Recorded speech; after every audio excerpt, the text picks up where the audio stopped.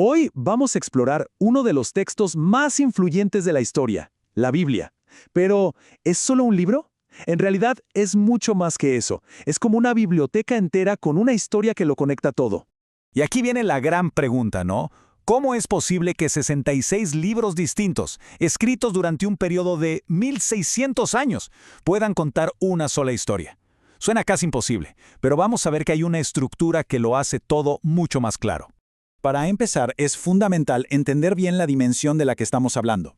No es un libro cualquiera, sino una colección de verdad impresionante. Pensemos en esto. No es un libro.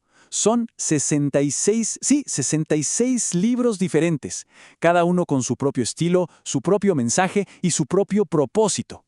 Y si eso no fuera suficiente, estos libros no los escribió una sola persona. Fueron más de 40 autores diferentes. Y fíjense qué interesante la variedad.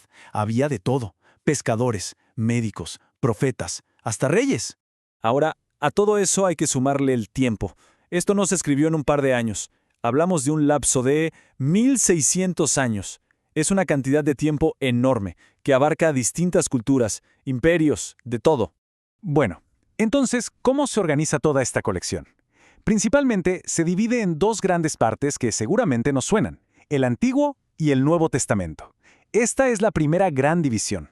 Y para no perderse en esta biblioteca gigante, existe una especie de mapa, un plano que nos guía.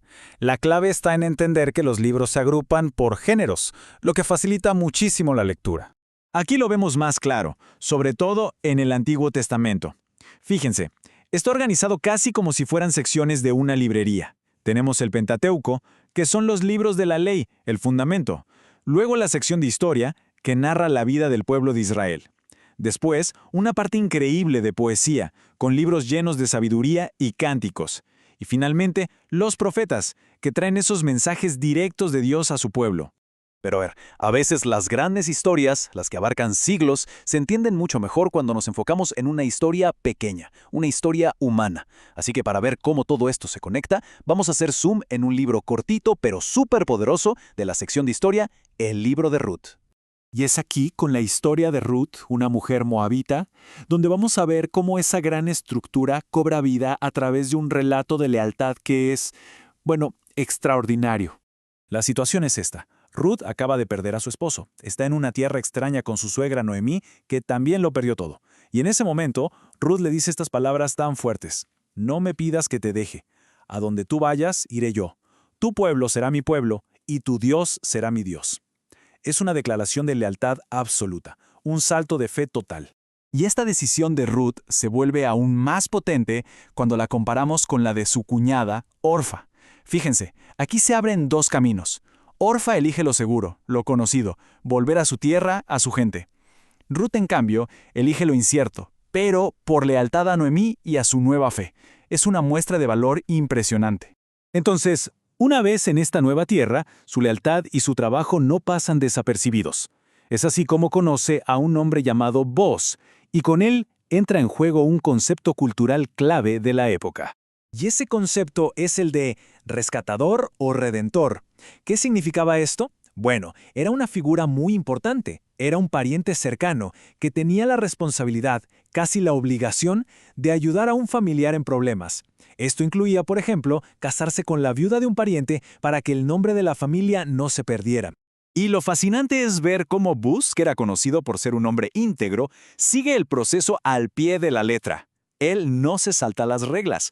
Primero, reconoce que hay un pariente más cercano con derecho a ser el redentor. Cuando este otro pariente rechaza la responsabilidad, es entonces que Boaz asume legalmente el rol y finalmente se casa con Ruth, dándole seguridad y restaurando su linaje familiar. Y justo aquí es donde esta historia, que parece pequeña y personal, se conecta de una manera increíble con la gran narrativa de toda la Biblia. Aquí es donde los puntos se unen.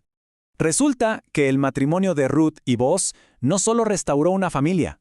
Su hijo, Obed, fue el abuelo del mismísimo rey David, el rey más grande de Israel. O sea que esta mujer, Ruth, que era extranjera, se convierte en una antepasada directa de David y, según el Nuevo Testamento, en la línea genealógica de Jesús. Una conexión impresionante. Entonces, ¿qué nos muestra todo esto? Nos muestra que la Biblia funciona como una biblioteca unificada, donde los grandes temas, como el de la redención, se van revelando no solo en grandes profecías, sino a través de historias humanas, íntimas, como la de Ruth. Cada pequeña historia es una pieza de un rompecabezas mucho más grande. Y todo esto nos deja pensando, ¿no? La historia de Ruth nos hace preguntar cuál es el verdadero alcance de la lealtad de una sola persona. Su historia sugiere que un acto de fidelidad puede tener un eco que atraviesa generaciones, de formas que quizá nunca podríamos imaginar.